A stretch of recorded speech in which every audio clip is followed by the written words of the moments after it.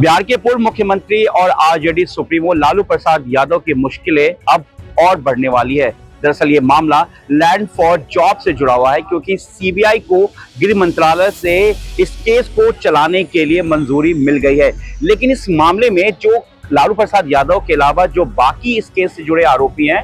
उनके खिलाफ केस चलाने के लिए मंजूरी मिलने में अभी कुछ समय बाकी है, क्योंकि सीबीआई ने कोर्ट में ये कहा है कि अभी गृह मंत्रालय से बाकी आरोपियों के खिलाफ केस चलाने की मंजूरी नहीं मिली है, क्योंकि उसमें कुछ पेपर वर्क और इस केस से जुड़े जो सेक्शन है, क्या उसमें धाराएं लगनी है, उसको लेकर सीबीआई इस पूरे मामले में एक रिपोर्ट सबमिट करेगी। उसके बाद जो है गृह मंत्रालय इस मामले से जुड़े मामलों को लेकर, बाकी आरोपियों को लेकर वो इसकी मंजूरी देगी। लेकिन लालू प्रसाद यादव के खिलाफ केस चलाने को लेकर गृह मंत्रालय की तरफ से सीबीआई को हरी झंडी मिल गई, यानी कि परमिशन मिल गई है। अब जो लालू प्रसाद यादव हैं, उनकी मुश्किलें बढ़ सकती हैं, क्योंकि सीबीआई ने लैंड फॉर जॉब मामले में करप्शन एक्ट के तहत मामला दर्ज किया था और इस मामले को लेकर सीबीआई की बिहार से लेकर दिल्ली और दूसरे कई राज्यों में एक लंबी रेड भी चली थी। कई सबूतें इकट्ठा की गई थी सीबीआई की तरफ से। कई लोगों का बयान दर्ज किया गया था। इस केस से जुड़े कई पीड़ित जो थे, उनके भी स्टेटमेंट को रिकॉर्ड किया गया था। लेकिन अब जिस तरीके से सीबीआई एक बार फिर से लैंड फॉर जॉब मामले में पूरी तरीके से एक्शन मोड में आ गई है और गृह मंत्रालय की मंजूरी के बाद से सीबीआई कहीं ना कहीं इस केस को एक बार फिर से नए सिरे से शुरुआत करने की कोशिश में रहेगी, जो सूत्र बता रहे, क्योंकि कई ऐसे एविडेंस हैं जिसको लेकर सीबीआई पूरी तरीके से तैयार हो गई है। इसी साल फरवरी में राउज रेवेन्यू कोर्ट ने लालू प्रसाद यादव, उनकी पत्नी जो कि बिहार की पूर्व मुख्यमंत्री राबड़ी देवी और उनकी दोनों बेटी मीसा और हेमा को, और इसके अलावा कुछ और आरोपियों को जमानत दे दी थी। लेकिन सीबीआई इस पूरे मामले में गृह मंत्रालय, जो सोर्सेज है कि गृह मंत्रालय को एक पूरी रिपोर्ट देती है उसके बाद इस केस को आगे और चलाने के लिए, क्योंकि सीबीआई को लग रहा था इसमें कई और अभी ऐसे जांच है जो सामने आना बाकी है, जिसको लेकर सीबीआई ने अपनी एक रिपोर्ट जो गृह मंत्रालय को दी। उसके गृह मंत्रालय की तरफ से इसे मंजूरी मिल गई। ये मामला साल 2004 और 2009 के बीच के दरमियान का है, जब लालू प्रसाद यादव यूपीए 1 की सरकार में रेल मंत्री थे और उस वक्त रेलवे में डी कैटेगरीज की नौकरी के लिए जमीनों को सस्ते दर पर जो है वो लालू प्रसाद यादव, उनके परिवार, उनसे जुड़े लोगों को ये दी गई थी, जिसको लेकर बाद में ये शिकायत सामने आया और सामने आने के बाद इस केस को सीबीआई ने इस केस को टेक ओवर किया और उसके बाद करप्शन एक्ट के तहत इस मामले को दर्ज कर सीबीआई इस मामले में जुड़ गई। हालांकि फिलहाल अभी सभी आरोपी जमानत में हैं, लेकिन जिस तरीके से गृह मंत्रालय से एक बार परमिशन फिर मिल चुका है सीबीआई को, तो सीबीआई कहीं ना कहीं इस लैंड फॉर जॉब मामले को लेकर एक बार फिर से नए सिरे से इसकी अपनी जांच को आगे बढ़ाएगी। जब भी कोई व्यक्ति या मरीज बीमार होकर अस्पताल में पहुंचता है, तो वो मरीज और उसके परिजन अस्पताल में पहुंचने के बाद इस बात से बिल्कुल निश्चित हो जाते हैं कि वो अस्पताल में आ पहुंचे हैं और उनको अब सही इलाज मिल सकेगा और वो जो मरीज अस्पताल में पहुंचा है वो बिल्कुल स्वस्थ होकर लौटेगा। मगर जरा सोचिएगा कि वही परामर्श देने वाले डॉक्टर और आपको दिन रात आपकी मेहनत करने वाले, आपकी देखभाल करने वाले नर्सिंग कर्मचारी ही अस्पतालों में सुरक्षित नहीं होंगे, तो कैसा आपको लगेगा। नमस्कार, मैं हूं आपके साथ प्रशांत यादव और आप देख रहे हैं इंडिया न्यूज़। आज मैं बात कर रहा हूं प्रदेश के सबसे बड़े अस्पताल एसएमएस अस्पताल की, जहां पर दूर दराज से न केवल राजस्थान प्रदेश से बल्कि नज़दीकी अन्य जिलों और राज्यों से भी लोग इलाज कराने पहुंचते हैं। ऐसा ही एक मामला प्रदेश के सबसे बड़े अस्पताल एसएमएस अस्पताल से निकलकर सामने आया है, जहां पर एक महिला नर्सिंग कर्मचारी के साथ उसी के सीनियर ने जबरन रेप कर दिया। जी बिल्कुल, ये मामला है एसएमएस अस्पताल, जो कि प्रदेश का सबसे बड़ा अस्पताल है, उसमें कार्यरत एक महिला कर्मचारी और उसी अस्पताल में कार्यरत एक जो है nursing officer Narendra Garg. Nursing officer ने ये झांसा देकर कि उसका जो महिला नर्सिंग कर्मचारी है, उसको जो है ट्रांसफ़र का झांसा देकर एक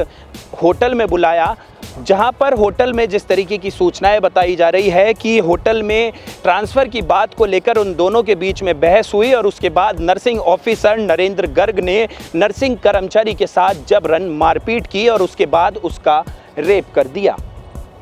ऐसे में ये बहुत शर्मसार करने वाली घटना है कि जहां पर मरीज को दिन रात सेवा करने वाली, उसकी देखभाल करने वाली नर्सिंग कर्मचारियों पर ही इस तरीके से उन्हीं के सीनियर्स के द्वारा ऐसा अत्याचार किया जाएगा तो कहां पर महिलाएं सुरक्षित है।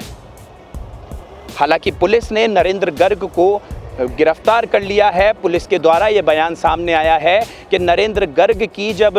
महिला कर्मचारी की ओर से जब एफआईआर दर्ज करवाई गई तो इसकी पूरे मामले की तफ्तीश की गई, इन्वेस्टिगेशन किया गया और नरेंद्र गर्ग को तुरंत प्रभाव से कार्रवाई करते हुए गिरफ्तार कर कोर्ट में पेश कर दिया गया। अब कोर्ट ने जो है सेंट्रल जेल में नरेंद्र गर्ग को भेज दिया है और पुलिस का कहना है कि इस मामले पर आगे भी कार्रवाई जारी रहेगी। वहीं अस्पताल के जो कहे एसएमएस अस्पताल प्रिंसिपल डॉक्टर दीपक महेश्वरी का ये कहना है कि जो है बहुत शर्मसार करने वाली घटना है। उनको जब ये मामला उनके संज्ञान में आया तो उनको इस बात को सुनकर काफ़ी शर्मसार होने वाली ये घटना लगी, क्योंकि जब एसएमएस अस्पताल में कार्यरत कर्मचारी ही इस तरीके की घटना करेंगे तो कहाँ मरीज सुरक्षित है, कहाँ महिला डॉक्टर सुरक्षित है और कहाँ महिला कर्मचारी, नर्सिंग कर्मचारी सुरक्षित है। बड़ा सवाल है, मगर सोचने वाली ज़रूर बात है। बड़ा गंभीर विषय है कि इस तरीके की घटनाएं एक ही परिसर में काम करने वाले, एक ही फील्ड में काम करने वाले जब आपस में इस तरीके की जो है हरकत करेंगे तो कहां पर एक मानवता पर शर्मसार करने वाली और सवाल खड़े करने वाली ये घटना है। डॉक्टर दीपक महेश्वरी का ये कहना है कि आगे जो है प्रभावी कार्रवाई की जाएगी, सस्पेंड नरेंद्र गर्ग को कर दिया जाएगा, मगर जो है कोर्ट ने अपना काम कर दिया है, सेंट्रल जेल में नरेंद्र गर्ग को भेज दिया है। मगर शर्मसार करने वाली ये घटना है जिस पर कहीं ना कहीं एक बड़ा जो है एक्शन होने की जरूरत है ताकि नरेंद्र गर्ग जैसे व्यक्तियों को एक सबक मिल सके। साल 2023 में एनआईए के मुख्यालय यानी दिल्ली में खालिस्तानी समर्थक और खालिस्तानी समर्थक के जो संदिग्ध आतंकी हैं उनके जो कनेक्शन है वो देश के गैंगस्टर जो कि इस वक्त भारत से लेकर विदेश में अलग अलग देशों में छुपे बैठे हैं, उनसे ये पूरा कनेक्शन सामने आया है। और कुछ पूछताछ के बाद ये खुलासा हुआ है कि पंजाब के में कुछ ऐसे लोग हैं जो वहां पर अपने सोशल मीडिया पोस्ट के जरिए खालिस्तान को समर्थन दे रहे हैं। इस पूरे मामले को लेकर शुक्रवार के दिन सुबह एनआईए की टीम ने पंजाब के कुछ इलाकों में सर्च ऑपरेशन किया और एक बड़ी कार्रवाई की। जानकारी के मुताबिक पंजाब के मोगा के बिलासपुर के में एक गांव के रहने वाले कुलवंत सिंह नाम के एक शख्स के घर पर भी एनआईए की एक टीम पहुंची थी, जांच टीम वहां पर पहुंची थी और उन्होंने वहां पर पूछताछ के साथ उस घर में सर्च ऑपरेशन भी किया। जानकारी के मुताबिक कुलवंत सिंह जो है वो एक डेली बेस पे काम करता है और वो लगातार जो है खालिस्तान समर्थन को लेकर अपने पोस्ट को वो सोशल मीडिया पर डाल रहा था। 2023 में एनआईए मुख्यालय में मामला दर्ज होने के बाद पूछताछ के दौरान संदिग्ध जो है कुलवंत सिंह का नाम सामने आया था। उसके बाद से जो एनआईए की टीम है वो अपने इनपुट को अपडेट करती है। उसके बाद वो पंजाब में एक साथ शुक्रवार के दिन अपने रेड को कंडक्ट करती है। इस रेड के दरमियान मोगा के अलावा कई और जगहों पर भी एनआईए ने अपने सर्च ऑपरेशन को अंजाम दिया। जानकारी के मुताबिक एनआईए को कुलवंत सिंह के अलावा कई और ऐसे लोगों के बयान, इसके अलावा कुछ जानकारी हासिल मिली है जिससे कि इस बड़े सर्च ऑपरेशन, इस बड़ी कार्रवाई को और आगे एनआईए बढ़ाएगी। हम आपको बता दें कि साल 2023 में एनआईए ने इस पूरे मामले को लेकर मामला दर्ज किया था हेडक्वार्टर में और उसके बाद एनआईए लगातार खालिस्तान से जुड़े समर्थक और हिंदुस्तान से लेकर विदेशों में बैठे जो गैंगस्टर्स है जिनका कनेक्शन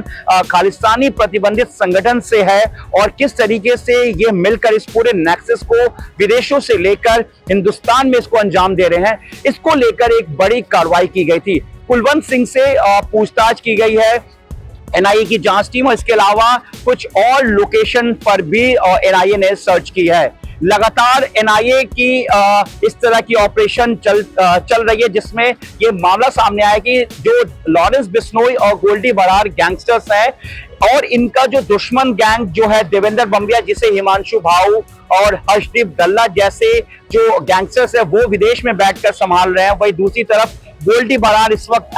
अमेरिका में छुपा बैठा है। गोल्डी बरार के अलावा कई बड़े और गैंगस्टर्स हैं, रोहित गोदारा, जो कि इस वक्त विदेशों में है और सीधा कनेक्शन इनका कहीं ना कहीं पाकिस्तान में बैठे BKI यानी कि बब्बर खालसा इंटरनेशनल के भी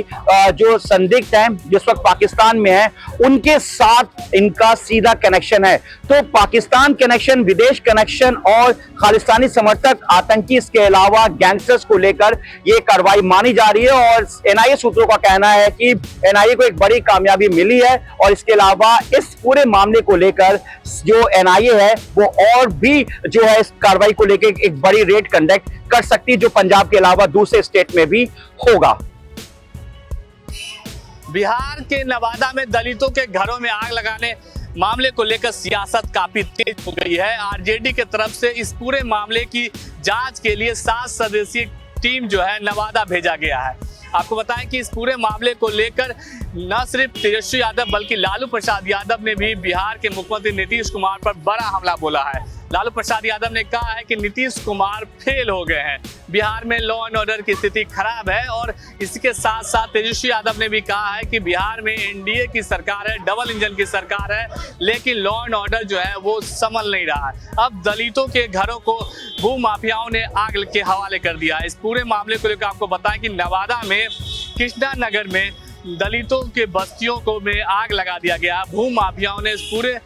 दलित बस्ती में आग लगा दिया और तकरीबन इसको लेकर जो है कहा जा रहा है कि 80 के करीब घरों में आग लगाया गया और भू माफिया देर शाम पहुंचे थे और दलितों के बस्तियों को पहले तो उन्होंने घेर लिया और उसके बाद ताबड़तोड़ फायरिंग कर दी और उसके बाद जब दलित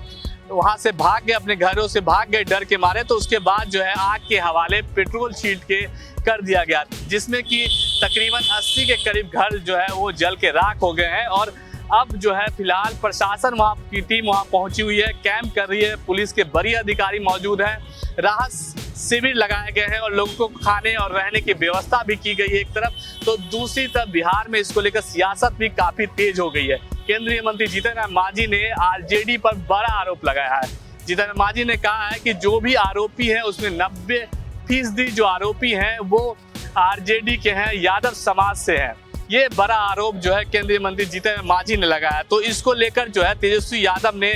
जवाब दिया है। तेजस्वी यादव ने कहा है कि जीतन मांझी का नाम जीतन मांझी नहीं बल्कि जीतन राम शर्मा होना चाहिए। अब इस पूरे मामले को लेकर कहीं न कहीं न सिर्फ बिहार बल्कि केंद्रीय स्तर के नेता भी इसको लेकर बयानबाजी कर रहे हैं। अब देखना यह दिलचस्प हो जाएगा कि आरजेडी की टीम जब जांच रिपोर्ट लेकर पहुंचेगी और अपने सुप्रीमो लालू प्रसाद यादव को ये रिपोर्ट देगी, तो क्या कुछ बिहार की सियासत में जो भूचाल आया हुआ है इस पूरे मामले को लेकर, ये आखिर कब थमेगा।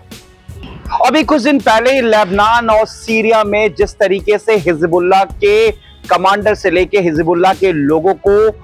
पेजर अटैक और दूसरे इक्विपमेंट के जरिए टारगेट किया गया, इसमें आरोप इजराइल के मोसाद यानी कि उसकी जो खुफिया एजेंसी उस पर लग रहा है। इसको लेकर हम आपको बता दें कि टॉप सूत्रों के हवाले से ये एक वो दस्तावेज है लेबनान के हिजबुल्लाह कमांडर ने, जिसको अरबी लैंग्वेज में लिखा गया है और इस अरबी लैंग्वेज में आपको बता दें कि बाएं तरफ जो है ये डेट यानी कि 18 सितंबर का है। इसके नीचे हिजबुल्लाह का ये खुफिया डॉक्यूमेंट है जिसमें ये फाइल नंबर लिखा गया है और दूसरी तरफ लिखा गया है कि अल्लाह के नाम से, और हिजबुल्लाह कमांडर यानी कि सैयद नसरुल्लाह को यह बताया गया है कि इस अटैक में कितने लोग हिजबुल्लाह से जुड़े हुए हैं और कितने लोग इस अटैक में जो हैं वो हिजबुल्लाह से ताल्लुक नहीं रखते हैं। हम आपको बता दें कि इसमें अपोलो गोल्ड 924 यानी कि उस पेजर का भी जिक्र है जिसको जो ब्लास्ट हुआ था, यानी कि किसी तरीके का कोई हमला नहीं हुआ लेकिन टेक्नोलॉजी के जरिए ब्लास्ट किया गया। अब हम आपको बताते हैं कि इस पूरे लेटर में, जो कि अरबिक लैंग्वेज है, इसमें क्या लिखा हुआ है। दरअसल इसमें जो लिखा हुआ है हम आपको बता दें कि पेजर के अंदर जो इंटरफेयर हुआ है उसके होने वाले क्या नुकसानात है, यानी कि इसमें लिखा गया है कि इसमें नुकसानात क्या है। और ये पूरा जो फिगर देख रहे हैं ये उन लोगों का है जिसमें बताया गया कि कौन लोग हिजबुल्लाह से हैं, कौन लोग यमन देश से हैं, कौन लोग दूसरे देशों से हैं। और इसमें यह भी हिजबुल्लाह ने लिखा है कि इसमें जो है कई लोग ऐसे हैं जो हिजबुल से ताल्लुक नहीं रखते हैं। मतलब इसमें एक सीक्रेट जो डॉक्यूमेंट्स इसमें बताया गया है कि हिजबुल्लाह के लोगों को टारगेट किया गया है। और अपोलो गोल्ड 924 जो पेजर है वो हिजबुल्लाह के टॉप टू बॉटम, यानी कि छोटे से हर बड़े कमांडर को ये दिया गया था और जिसको कमर में बांधा गया था। मतलब एक बेल्ट के तौर पर इस पेजर को हिजबुल्लाह जो है उनके कमांडर्स और बाकी लोग इस्तेमाल कर रहे थे, जिसमें महिला भी शामिल है। इस लेटर की अगर हम बात करें तो बताया गया है कि उसमें महिला भी शामिल हैं। इसमें हिजबुल्लाह के कई जो लीडर हैं वो इसमें मरे हैं, जिसमें यहां पर शहीद लिखा गया है। इसमें बताया गया कि किस तरीके से हिजबुल्लाह और लेबनान देश का दुश्मन इजराइल को बताते हुए ये बताया गया है कि इजराइल ने इस पूरे जो अटैक को अंजाम दिया है। और इसमें हम आपको बता दें कि इसमें ये जानकारी भी दिया गया है सैयद नसरुल्लाह के साथ साथ हिजबुल्लाह के टॉप कमांडर्स को, और उनको ये बताया गया है। और इसको खुफिया डॉक्यूमेंट्स जो है हिजबुल्लाह के जो इंटेलिजेंस है ये वो लेटर है, इसमें बताया गया है कि छोटे से बड़े जो लीडरशिप को ये दिया गया था। और इसमें किसी भी जो ये बेल्ट जो है ये बदन के नीचे हिस्से में पहना गया था, जिससे कि तमाम कमांडर्स जो हैं और जो लोग हैं इसमें जो घायल हुए हैं, जो मरे हैं, वो लोग कमर के ऊपर इस बेल्ट को बांध रखा था। और इसको इस मेथड से किया गया था कि सर, आंख और बदन के हिस्से इसमें इंजर्ड हुए हैं और इसको एक्सक्लूसिव चिप इसमें इस्तेमाल किया गया। और इसमें एक पूरा फिगर भी दिया गया इस लेटर में। और आपको बता दें कि साथ ही अंदर इस तरह को फिक्स किया गया था, यानी कि जो ये अटैक हुआ उसमें लेबनान में जो मौजूद हिजबुल्लाह है उसके इस लेटर में साफ जाहिर है, उसने बताया है कि इनबॉक्स में मैसेज आने से, यानी कि किसी मैसेज को देखने से, या फिर 1 2 3 यानी कि तीसरे सिग्नल आते ही ये पूरा ब्लास्ट हो गया। मतलब इस तरीके का खुलासा हुआ है। और उसमें बताया गया है कि सीरियस और कुछ हल्के सीरियस भी हुए हैं जो इसमें शामिल हैं। और इसमें सबसे बड़ी बात यह है कि हिजबुल्लाह ने यह भी मेंशन किया है कि ईरानी, यमन और दूसरे देश के लोग भी इसमें शामिल थे। हिजबुल्लाह के कितने लीडरशिप थे और हिजबुल्लाह के मेंबर्स कितने थे, औरतें कितने थे, बच्चे कैसे थे। इसमें वैसे भी लोग हैं जिसका हिजबुल्लाह से कोई ताल्लुक नहीं है, उसका भी फिगर बताया गया है। मतलब हिजबुल्लाह ने अपने कमांडर्स को कहीं ना कहीं ये पूरा एक दस्तावेज दिया है, जो इस वक्त जो खुफिया एजेंसी सूत्रों की माने तो वो इस वक्त यहाँ पर जो मेरे पास ये लेटर, इससे साफ जाहिर होता है कि हिजबुल्लाह में के लोग किस तरीके से दहशत में आ गए हैं। और इस तरीके का जो पूरा कॉन्फिडेंशियल लेटर है जो बताया गया अपने टॉप लीडरशिप को और सैयद नसरुल्लाह को कि किस तरीके से लेबनान में और सीरिया के कुछ हिस्सों में हिजबुल्लाह को टारगेट किया गया और एक सोची समझी साजिश के तहत ये किया गया है।